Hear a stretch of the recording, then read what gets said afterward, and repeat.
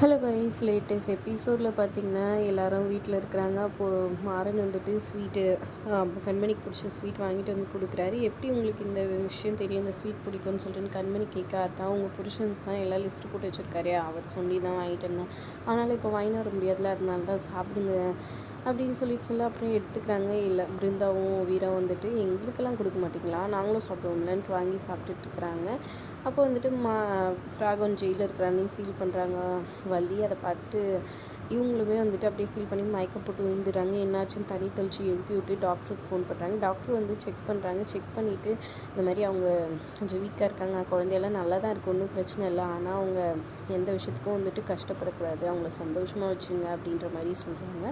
அப்புறம் எல்லோரும் யோசிச்சுட்ருக்குறாங்க, சரி எல்லாம் உன்னால தான், வள்ளினால தான், வள்ளி வந்துட்டு சோகமாக இருக்கிறா, எப்போ சோகமாக இருக்கிறனால தான் நீ இந்த மாதிரி இருக்கிறாங்கன்னு சொல்லிட்டு எல்லாருமே பேச ஆரம்பிச்சோன்னா, வள்ளி இனிமேல் நான் நல்லபடியாக பார்த்துக்கிறேன்னு சொல்லிட்டு சமைச்சு கொடுத்து சாப்பிடுன்னு சொல்லிட்டு முதல்ல கண்மணியை சாப்பிட வச்சுட்டு தான் எல்லாருக்குமே சாப்பாடு போடுறாங்க. கண்மணி சந்தோஷமாக இருக்கணும்னா நம்ம வீட்டில் ஒரு ஃபங்க்ஷன் நடத்தலாம், வளகாப்பு நடத்தலாம் கண்மணிக்காக அப்படின்ற மாதிரி சொல்கிறாங்க. அதை கேட்டு கண்மணி வந்துட்டு எனக்கு அதெல்லாம் வேண்டான்னு சொல்லிட்டு எழுந்திரிச்சு போயிடுறாங்க. ஏன் வேணான்னு சொல்கிறான்னு சொல்லிட்டு நான் பேசுகிறேன்னு சொல்லிட்டு வீராவும் பிருந்தாவும் போய் பேச, என் புருஷன் வீட்டில் இல்லாமல் நான் எப்படி வந்துட்டு அவர் இல்லாமல் இந்த ஃபங்க்ஷன் எல்லாம் நடத்திக்கிட்டு வளையல் போட்டுக்கிட்டு எனக்கு வேண்டான்ற மாதிரி சொல்கிறாங்க.